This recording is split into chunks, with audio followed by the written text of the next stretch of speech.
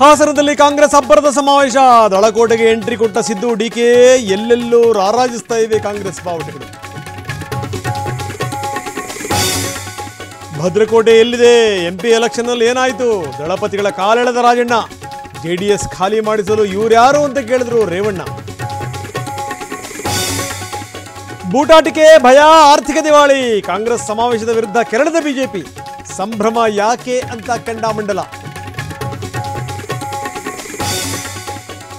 ಸಚಿವ ಮುನಿಯಪ್ಪ ಕಾರು ಅಪಘಾತ. ಶಾಂತಿಗ್ರಾಮ ಟೋಲ್ ಬಳಿ ಘಟನೆ. ಮತ್ತೊಂದು ಕಾರಿನಲ್ಲಿ ಸಮಾವೇಶಕ್ಕೆ ಬಂದ ಮಂತ್ರಿಗಳು.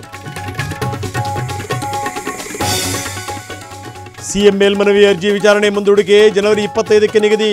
ಅಭಿಷೇಕ್ ಮನು ಸಿಂಘ್ವಿ ಮನವಿ ಮೇರೆಗೆ ಹೈಕೋರ್ಟ್ ಆದೇಶ.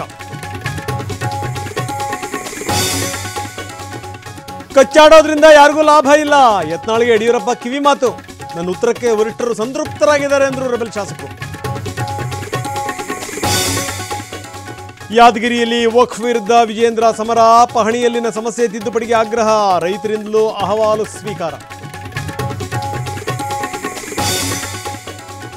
ಅದಾನಿ ವಿರುದ್ಧ ರಾಹುಲ್ ಪ್ರತಿಭಟನೆ. ಕಪ್ಪು ಬಣ್ಣದ ಜಾಕೆಟ್ ಧರಿಸಿ ಅಖಾಡಕ್ಕಿಳಿದ ಸಂಸದ. ಪ್ರಿಯಾಂಕಾ ಗಾಂಧಿ ಸಾಥ್. ಪುಷ್ಪ 2 ಸಿನಿಮಾಗೆ ಪ್ರೇಕ್ಷಕರು ಫಿದಾ. ಅಲ್ಲೂ ಅರ್ಜುನ್ ನಟನೆಗೆ ಫುಲ್ ಮಾರ್ಕ್ಸ್. ಬೆಳಗ್ಗಿನಿಂದಲೂ ಥಿಯೇಟರ್ಗಳು ಹೌಸ್ಫುಲ್.